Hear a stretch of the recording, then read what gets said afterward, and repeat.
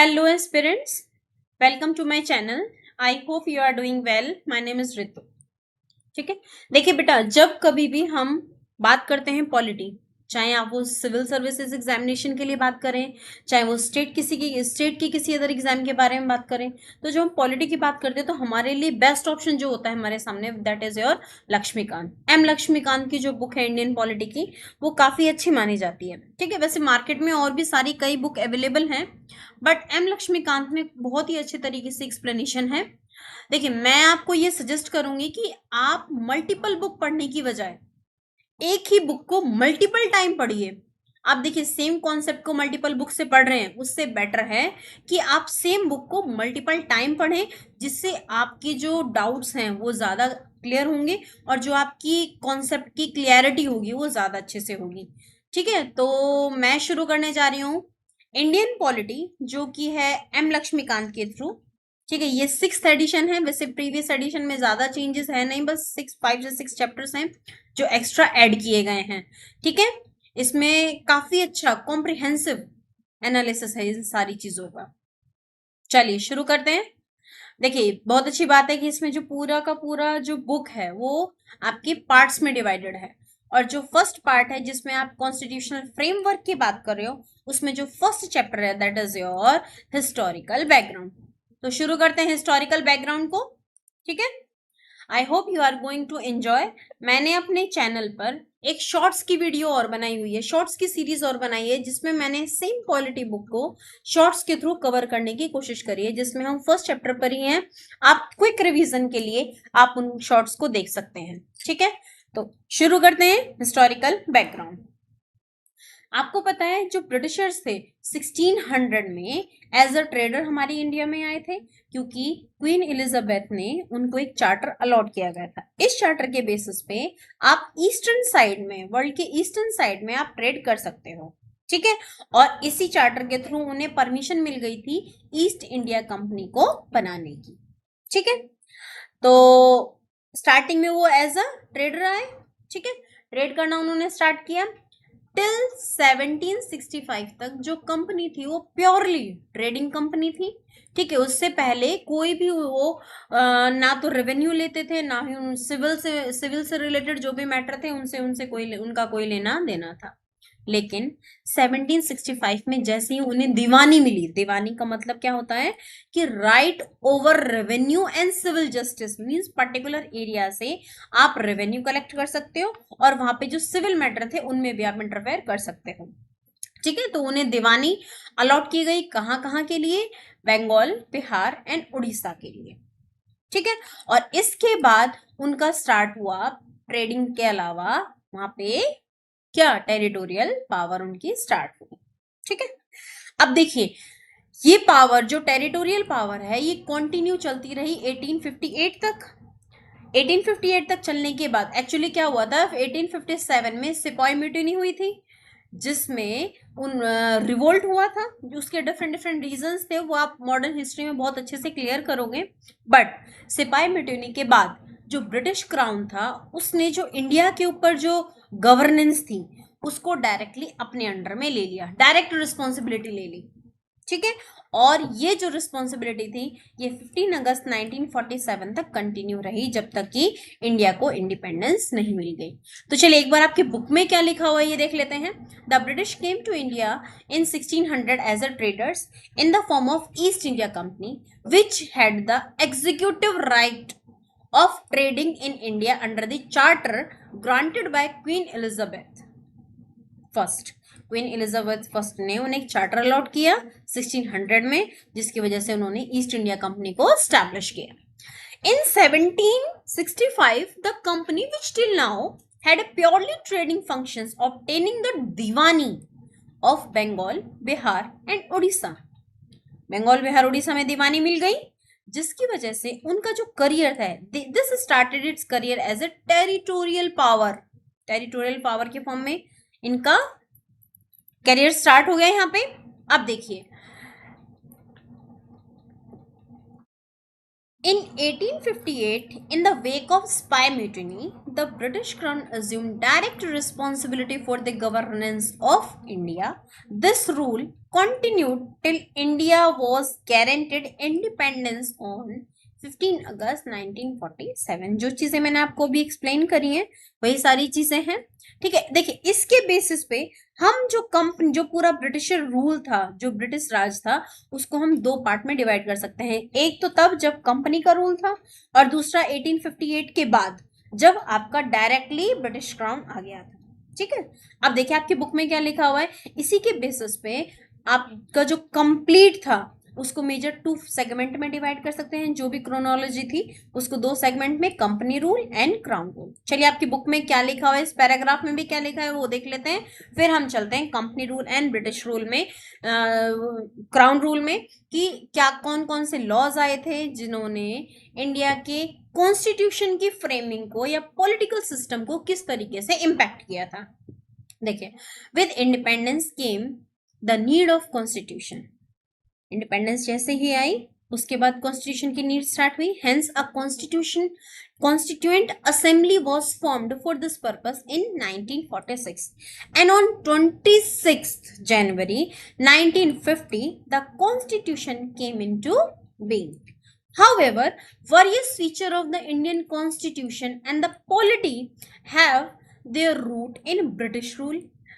There were certain events in British rule that led down the legal framework of the organization and the functioning of the government and administration in the British India। वही चीजें जो मैंने आपको भी बताई कि जब India के पॉलिटिकल सिस्टम की बात करते हैं, एडमिनिस्ट्रेशन की बात करते हैं, तो बहुत सारी चीजें हैं जो या तो कंपनी रूल से या क्राउन रूल से इंस्पायर्ड हैं, उनसे ली गई हैं डायरेक्टली। ठीक है, और किस किस तरीके से ली गई हैं, चलिए हम बात करते हैं। कॉन्स्टिट्यूशन और पॉलिटी को किस तरीके से इन्होंने इन्फ्लुएंस किया इन इवेंट्स ने, चलिए बात करते हैं। तो हमने क्या देखा, कंपनी रूल जो कि 1773 से लेके 1858 तक था, और क्राउन रूल जो 1858 से लेके 1947 तक था। ठीक है, चलिए स्टार्ट करते हैं कंपनी रूल। जब आप कंपनी रूल में देखेंगे बेटा तो वेरियस एक्ट हैं, जिसमें फर्स्ट एक्ट आ रहा है regulating act of 1773। This act was great constitutional importance as क्या क्या constitutional importance थे? It was the first step taken by the British government to control and regulate the affair of East India Company in India। First step था British government का, जिसकी वजह से जो ये ईस्ट इंडिया कंपनी थी उसके अफेयर्स को, जो भी वो काम कर रहे हैं, उनको रेगुलेट किया जा सके। It recognized for the first time the political and administrative function of the company।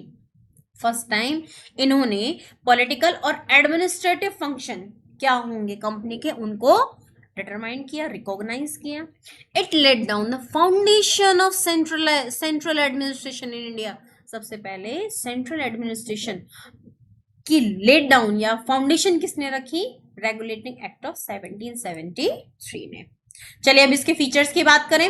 सबसे पहले आपको पता होगा कि इस एक्ट से पहले जो आपका बंगाल का था जो गवर्नर था उसको गवर्नर ऑफ बंगाल के नाम से जाना जाता था। ठीक है, इसके बाद में जैसे ये एक्ट आया उसने क्या किया, गवर्नर को गवर्नर जनरल ऑफ बंगाल बना दिया। ठीक है, और इसको असिस्ट करने के लिए एक एग्जीक्यूटिव काउंसिल बनाई गई, और इस एग्जीक्यूटिव काउंसिल में 4 मेंबर्स थे। ठीक है, और अगर हम बात करें तो देखिए first governor general of India कौन थे, लॉर्ड वारन हेस्टिंग। देखिए मैं आपको सभी को एक चीज बता देती हूँ कि अगर आप लक्ष्मीकांत से नोट्स बनाने बैठेंगे तो इसका मतलब होगा कि आप एग्जैक्टली लक्ष्मीकांत को दूसरी लक्ष्मीकांत लिखने जा रहे हैं। तो मैं तो आपको सजेस्ट करूंगी कि एक हाइलाइटर लीजिए और आपकी बुक में जो जो पॉइंट्स आपको इंपॉर्टेंट लगते हैं आप उनको हाईलाइट कीजिए, ना कि आप उनके नोट्स बनाइए। ठीक है, हाँ आप माइंड मैप जरूर तैयार कर सकते हैं, माइंड मैप से आपको रिवीजन करने में आसानी होगी। क्लियर है, आप माइंड मैप बनाइए, बट आप एग्जैक्टली अगर आप नोट्स बनाने की कोशिश करेंगे तो वो आप मत बनाइए, क्योंकि लक्ष्मीकांत की एक एक लाइन काफी इंपॉर्टेंट है। ठीक है, इट मेड द देखिए इस लॉ के बेसिस पे जो गवर्नर ऑफ बॉम्बे और गवर्नर ऑफ मद्रास थे वो सबऑर्डिनेट बन गए थे गवर्नर जनरल ऑफ बंगाल के। ठीक है, और स्टार्टिंग में पहले ये क्या होते थे, इंडिपेंडेंट हुआ करते थे, बट अब ये इस लॉ के बाद सबऑर्डिनेट बन गए हैं गवर्नर जनरल ऑफ बंगाल के। ठीक है, इसी लॉ के बेसिस पे उन्होंने एक सुप्रीम कोर्ट स्टैब्लिश करी कैलकाटा में इन 1774। ठीक है, उसमें एक चीफ जस्टिस और 3 अदर जजेस बनाए गए।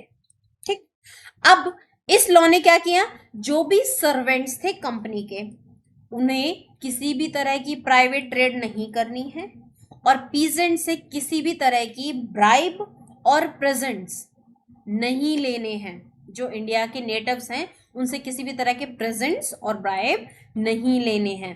ये सारी चीजें इस लॉ में क्लियर कर दी गई। इससे हुआ क्या कि इसने ब्रिटिश गवर्नमेंट के कंट्रोल अच्छे से मतलब स्ट्रेंथन कर दिया था उसको, और इसको और ज्यादा स्ट्रेंथन किया था कोर्ट ऑफ डायरेक्टर ने। कोर्ट ऑफ डायरेक्टर क्या थे, एक गवर्निंग बॉडी थी। ठीक है, और ये कोर्ट ऑफ डायरेक्टर जो थे ये इंडिया में जो ये कंपनी थी उसके रेवेन्यू, सिविल और मिलिट्री अफेयर को कंट्रोल कर रहे थे। ठीक है, so this was your regulating act. आप इनके जो ये फीचर्स हैं काफी इंपॉर्टेंट है, कई बार एग्जाम में पूछे भी जा चुके हैं, डायरेक्टली नहीं तो इनडायरेक्टली आपसे पूछे जाएंगे। ठीक है, तो आप इनको देखिए, याद कीजिए। नेक्स्ट आ रहा है अमेंडिंग एक्ट ऑफ 1781। ठीक है, इसको आप एक्ट ऑफ सेटलमेंट भी कहते हैं। देखिए हुआ क्या था, कॉन्फ्लिक्ट आने लगा था। ठीक है, आप देख रहे हैं सुप्रीम कोर्ट है, इस सुप्रीम कोर्ट में और उसके जो गवर्नर जनरल है, गवर्नर्स हैं, उन सब के बीच में कॉन्फ्लिक्ट आने लगा था, इसीलिए इसको एक्ट ऑफ सेटलमेंट भी नाम दिया गया। ठीक है, अब देखिए इसके फीचर्स क्या थे।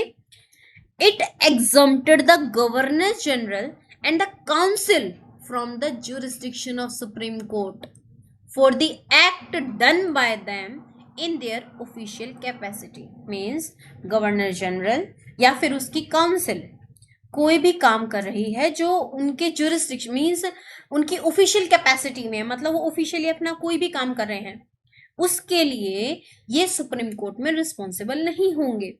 उसी तरीके से जो सर्वेंट्स थे और जो कंपनी के काम कर रहे थे, ठीक है, उनकी ऑफिशियल एक्शन के लिए भी वो सुप्रीम कोर्ट के ज्यूरिसडिक्शन में नहीं आते थे, मींस वो सुप्रीम कोर्ट के लिए रिस्पॉन्सिबल नहीं होंगे। ठीक है, अगर कोई भी रेवेन्यू मैटर आता है या फिर रेवेन्यू को कलेक्ट करते हुए कोई भी मैटर आता है, वो भी सुप्रीम कोर्ट के ज्यूरिसडिक्शन में नहीं आएगा। लेकिन जो सुप्रीम कोर्ट है, कलकत्ता के जो इनहेबिटेंट थे उनके सभी मैटर्स को वही डील करेंगे। ठीक है, आगे देखिए। It also required the court to administer the personal law of defendants. Means Hindus को वो हिंदू लॉ के बेसिस पे, मुस्लिम्स को वो मुस्लिम लॉ के बेसिस पे डिफेंड करेंगे। क्लियर है? अब देखिए, इन केस कोई ऐसी प्रॉब्लम आती है कि जो प्रोविंशियल कोर्ट्स, ऐसा नहीं है कि वहां पे सिर्फ सुप्रीम कोर्ट था, और भी प्रोविंशियल कोर्ट्स थे। अगर प्रोविंशियल कोर्ट की जो अपील है, मान लीजिए उन्होंने कोई जजमेंट दी, उस जजमेंट को अपोज करने के लिए या उसके रिगार्ड में अपोज करने के लिए कोई अपील करनी है, तो वो अपील भी governor general in council, means governor general और उसकी काउंसिल लेगी, ना कि सुप्रीम कोर्ट लेगा। जैसे आज हम क्या देखते हैं कि मान लीजिए आपका कोई केस है, अगर वो सॉल्व, अगर आप डिस्ट्रिक्ट कोर्ट ने कोई फैसला सुनाया है, अगर आप उसको अपोज करते हो तो आप क्या करते हो, हाई कोर्ट में, हाई कोर्ट के बाद सुप्रीम कोर्ट में जा सकते हो अगर आप सेटिस्फाई नहीं होते हो। अगर वहां पे प्रोविंशियल कोर्ट में अगर कोई जजमेंट दी है तो उसको, उसके खिलाफ अपील आप गवर्नर जनरल एंड काउंसिल को करते थे, ना कि सुप्रीम कोर्ट को। क्लियर? अब देखिए, it empowers the governor general and council to frame regulation for the provincial court and councils. ठीक है, इसी ने एम्पावर किया था कि जो गवर्नर जनरल और उसकी काउंसिल है, प्रोविंशियल कोर्ट और उसकी काउंसिल किस तरीके से फंक्शन करेंगे और उसके रेगुलेशन के लिए यही फ्रेम करेंगे, यही फ्रेम करेंगे। ठीक है, किस तरीके से वो काम करेंगे। Done? I hope it is clear. Still you face any doubt, write down in comment section. Pitt's India Act of 1784. ये काफी इंपॉर्टेंट एक्ट था। एक्चुअली हुआ क्या था, इस एक्ट ने कंपनी के कॉमर्शियल और पॉलिटिकल फंक्शन को अलग कर दिया था।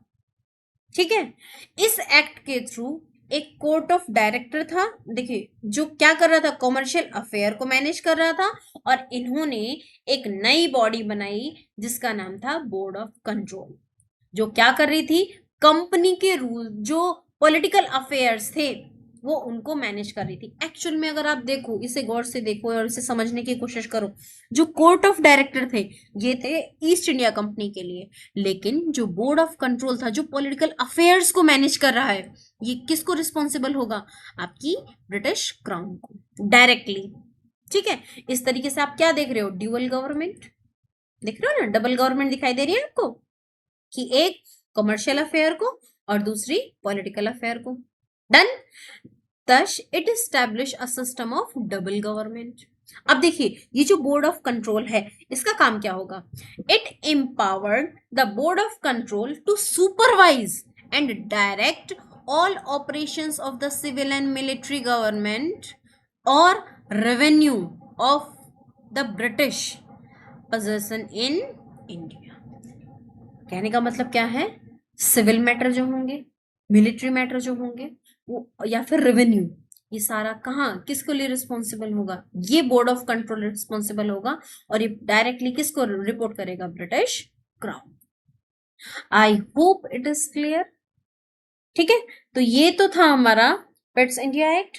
अब जो आगे है, एक्ट ऑफ 1786, आप चाहें तो मैं इसको एक बार रीड आउट कर सकती हूँ, बट इसमें वही सेम चीज लिखी हुई है, फिर भी एक बार मैं रीड आउट कर देती हूँ। The act was significant for the tourism. First, companies territory in India for the first time called British possessions in India, and second, the British government was given the supreme control over the company's affair and its administration in India. I hope it is clear. ठीक है, now next is act of 1786, इसको हम पढ़ेंगे next video में। Till then bye bye, have a nice day, शब्बा खैर। I hope ये सारी चीजें आपको समझ में आ रही होंगे। Still you face any doubt, write down in comment section, I am definitely going to answer. Thank you, bye bye.